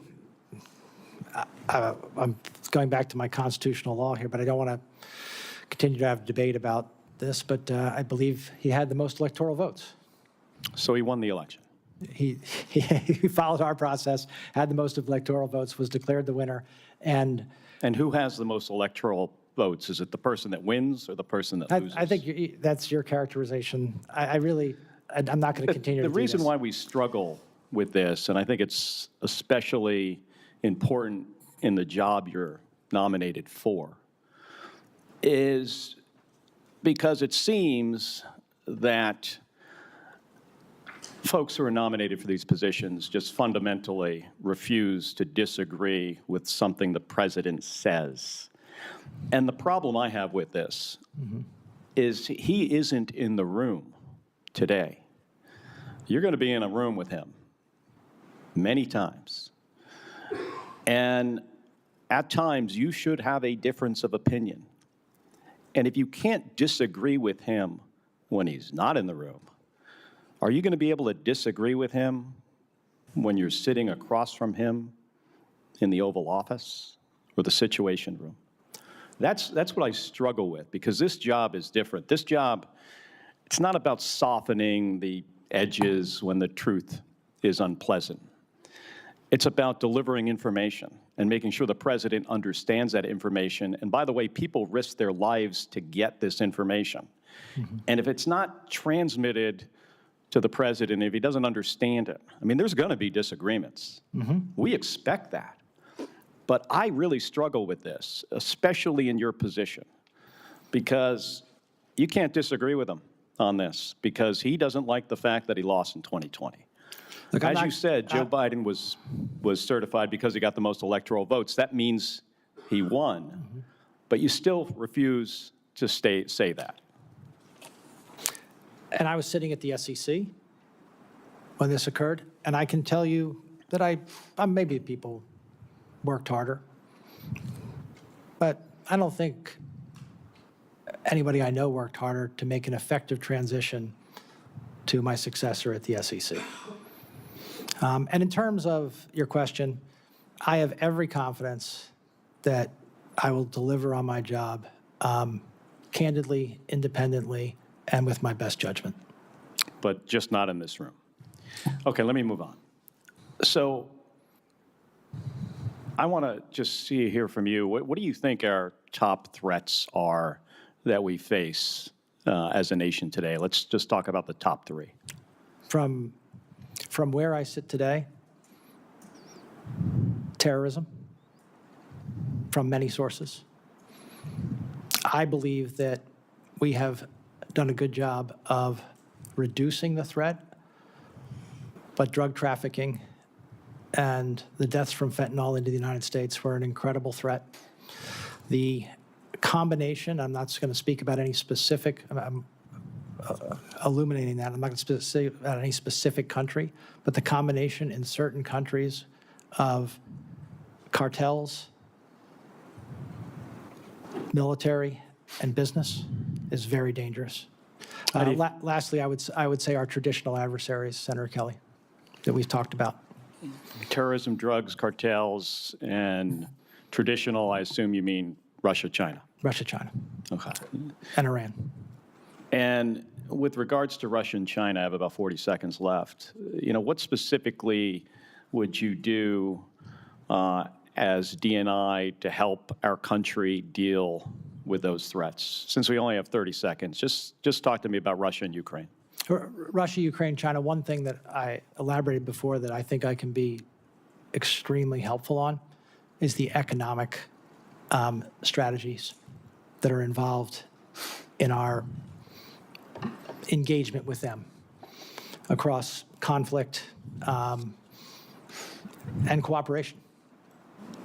You know, we still cooperate extensively with China on the world stage economically. Do you think the economic issue with Russia outweighs the national security risk to our allies? I think that they are very closely tied. How do a number of these threat actors fund themselves? It's energy, other things. That's extreme. I think you and I talked about this. Some of our, I would say, most formidable threat actors are the ones who are the most well-funded. All right, thank you. Thank you, Mr. Chairman. Senator Young. Thank you, Chairman. Good to see you, Mr. Clayton. I am grateful for your longstanding service to our country. Thanks to your family for all it's done and all it's prepared to do after you're confirmed. I want to build on some of our conversations that we had in the office, which I found productive, and turn to issues of technology and economic security, which you know are important to me. As chairman of the SEC and more recently as a U.S. attorney, you had a lot of experience in advancing American economic and technology security, especially from manipulative practices of our strategic competitors and adversaries. Maybe you could just speak to that. Senator Young, it troubles me, and it very much troubled me that foreign actors, sometimes state-sponsored actors, abused our securities markets, abused them in some traditional ways and non-traditional ways, including what we refer to as pump and dump schemes, basically luring, unsuspecting American citizens into investing in securities that were not worth what they were, projected to be, taking that money, prices drop, running away, being offshore. And as I said, one of the problems with our global markets is our ability to go get bad actors that act from outside of the United States is very limited. And I've proposed some measures to help the SEC crack down on this. They've not prioritized this in the last year or so. So I'll continue to work that set. But I want to be supportive in this capacity, this intelligence capacity that you'll assume to help our nation crack down on that. From your tenure at SEC, how might you approach ensuring that there's adequately intel support to our federal entities that aren't traditionally known as national security entities, USDA, Commerce, SEC? Yeah. Let me give you a recent example that we had in the Southern District about commerce and chips and our restriction on chip shipments to certain of our adversaries. That's an extremely important national security issue. We wouldn't be restricting those chips if it were just a commercial issue. It is a sort of capabilities issue, and that's something that we need, I believe, to continue to work with other agencies on. So it's important for me to hear you say that because conceptually, I sit on a number of committees, most of which deal with what I think an outsider would regard as strictly economic issues. I've always approached them first and foremost from an economic or from a national security perspective. I think it's really important that all our agencies are first thinking about national security before they think about anything else. So I'm grateful for that mindset. Last thing I want to turn to in our brief time today is following what is now law as it relates to COVID declassifications. I authored a requirement in last year's Intel Authorization Act for OD&I to review intelligence for public release relating to China's efforts to cover up the COVID pandemic and interfere with our response. Do you commit to following the law, ensuring that this review is completed as soon as possible, and ensuring all appropriate intelligence is released so the world can better understand China's bad behavior? Yes or no, please? I have a hard time with yes or no answers, sorry, but what I can say is I think there's a whole lot more to learn from what happened in COVID.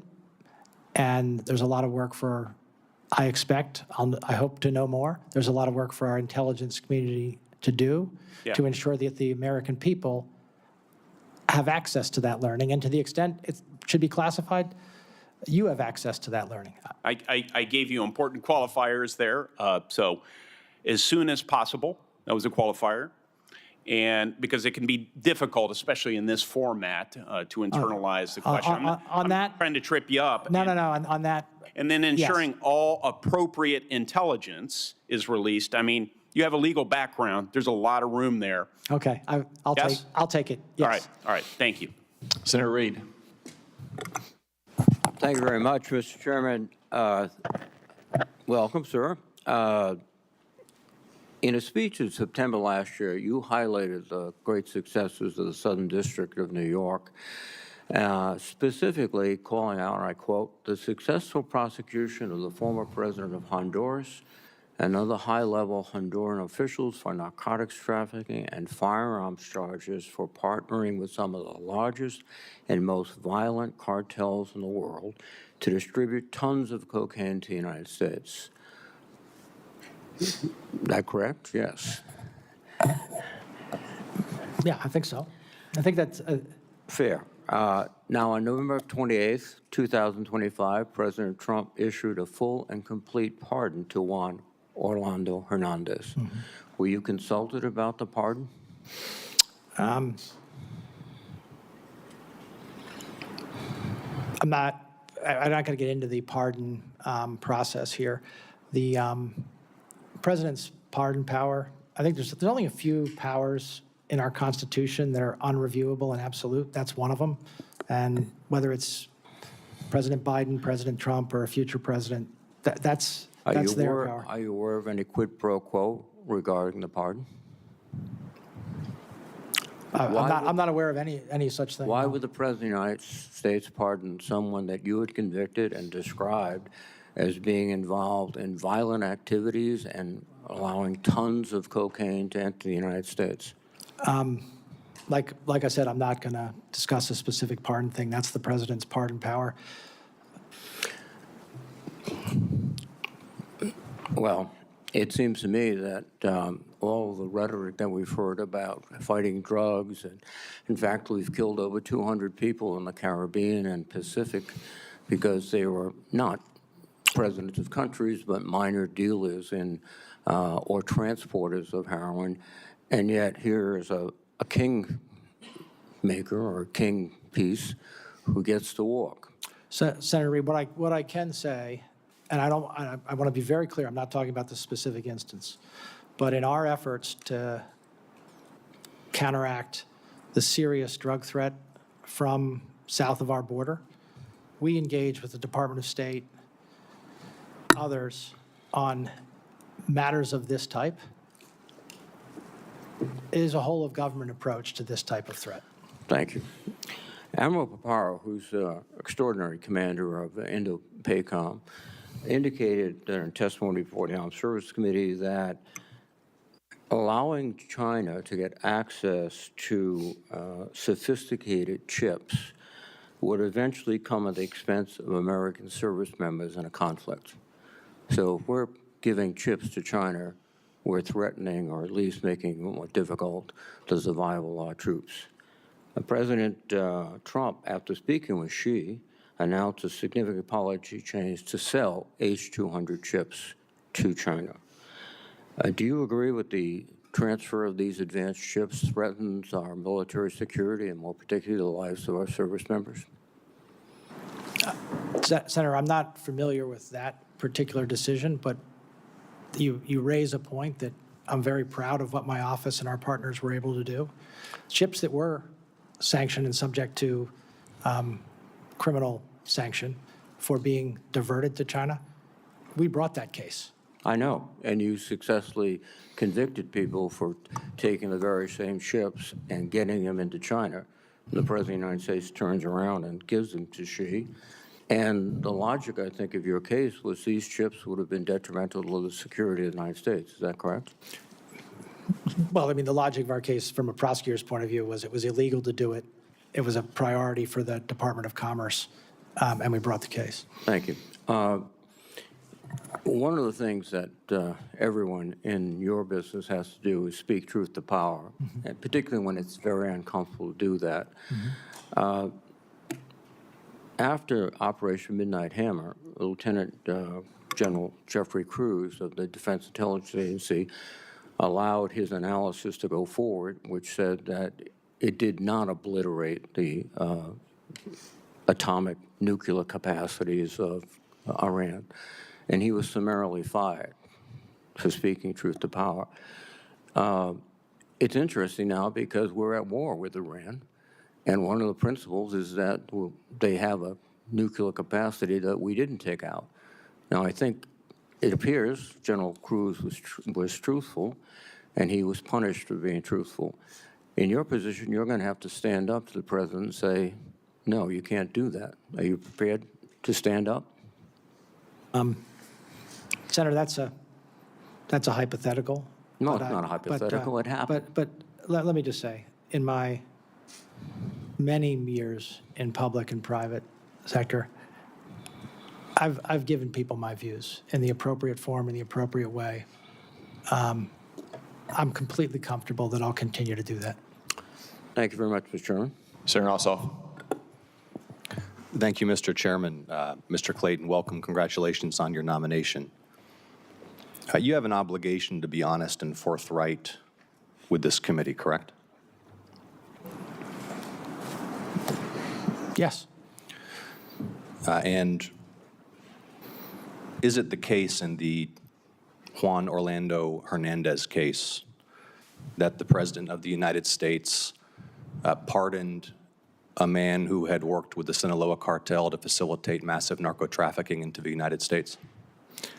I don't remember the specifics of that case. He was convicted in your district. He was convicted. Yeah. We convict a lot of people for a lot of drugs. Convicted of narco trafficking, yes? I believe so. No, so at massive scale, yes? Well, you're telling me what I know. That's kind of, he was, I believe, look, I'll take your word for it. He was a convicted narco trafficker. Did the President of the United States, Donald J. Trump, pardon a convicted narco trafficker? I believe we just discussed that. The President provided a pardon, yes. Yes or no? Did the President of the United States pardon a convicted narco trafficker? Yes. Who won the 2020 election?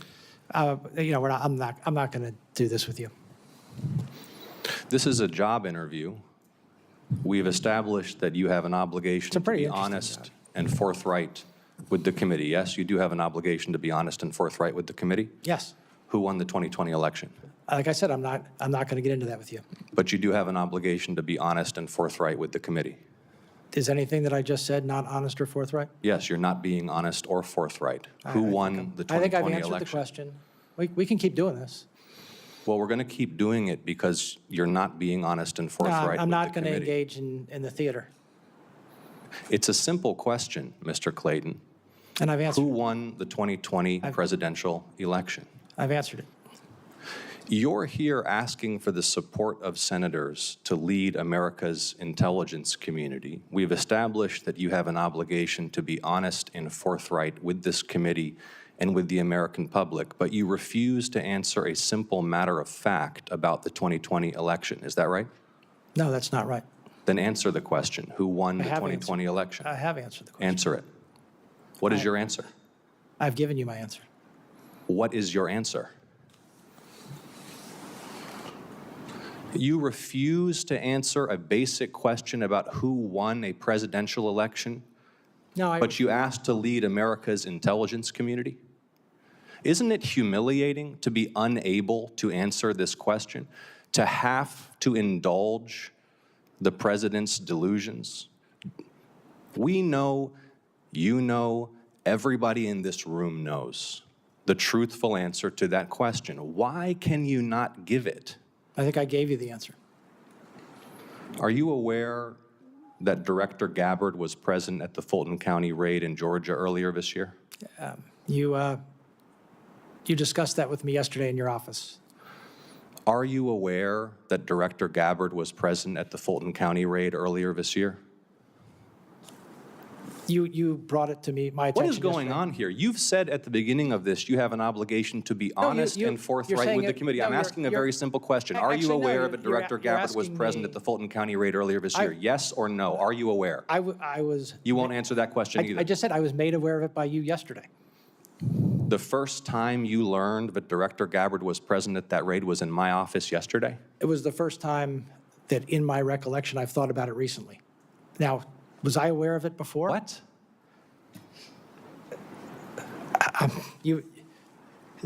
I mean, you brought it to my attention yesterday. I Okay. had not So thought. you had not known I had until...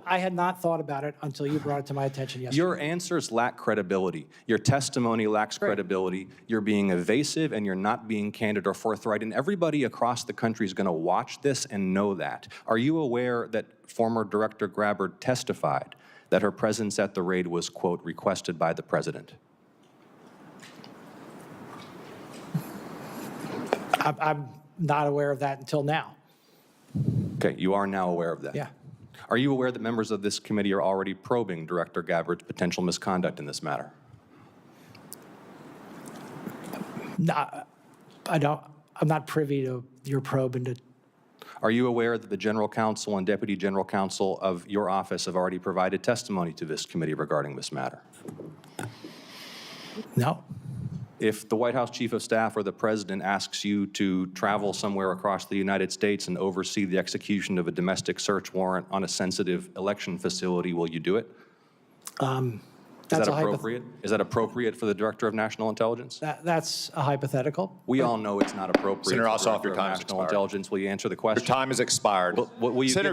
Will you give him the opportunity to answer the question? Is this not material right now, sir? Is it appropriate for the Director of National Intelligence to oversee the execution of domestic search warrants at sensitive election facilities? Yes or no?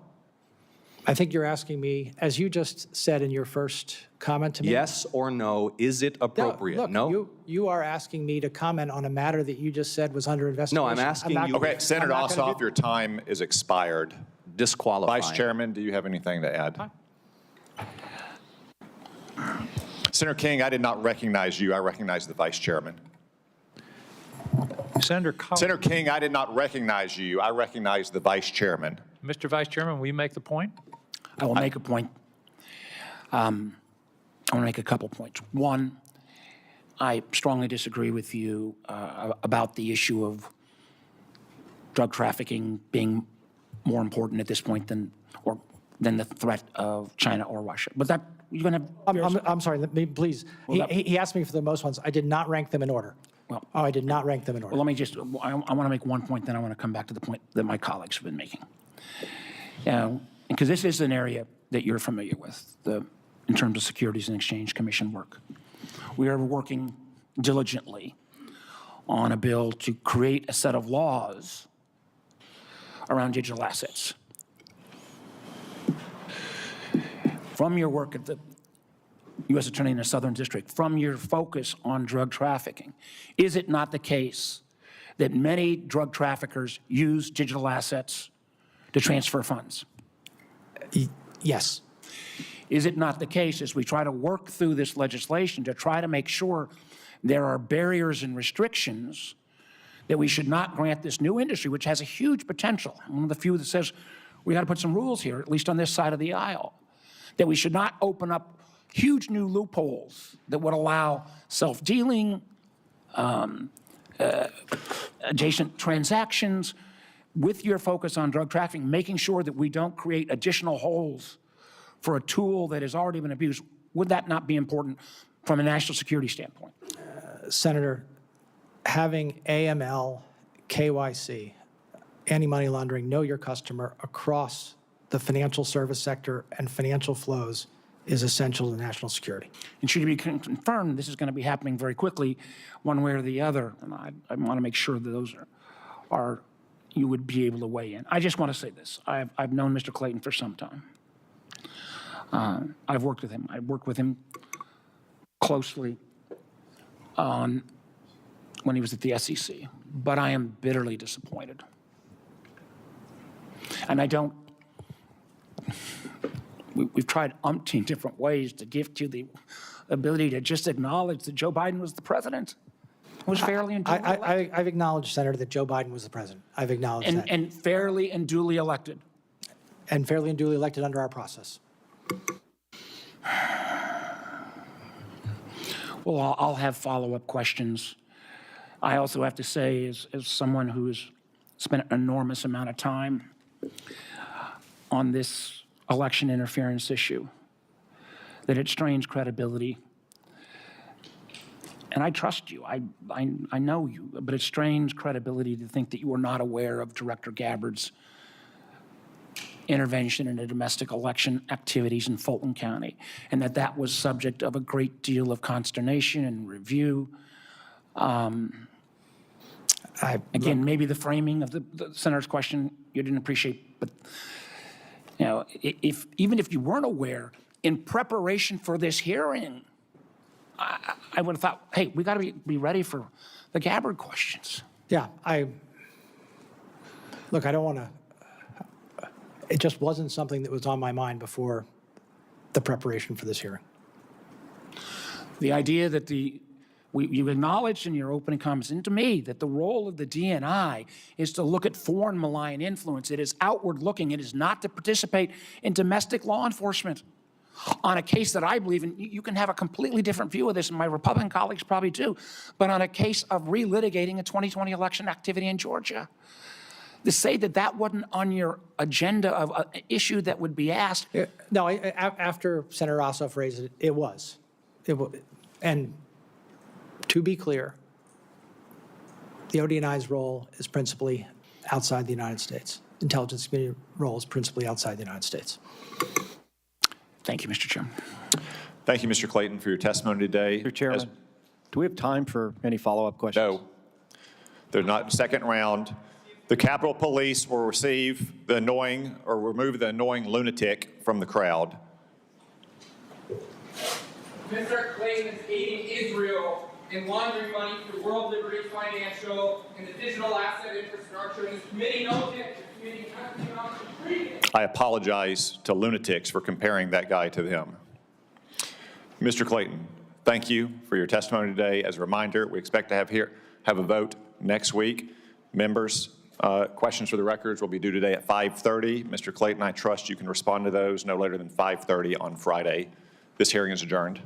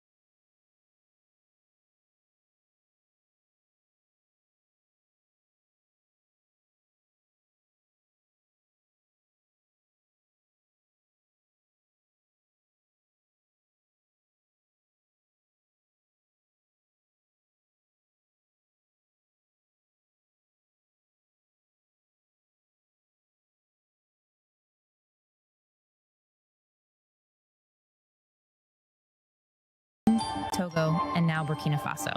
Across West Africa,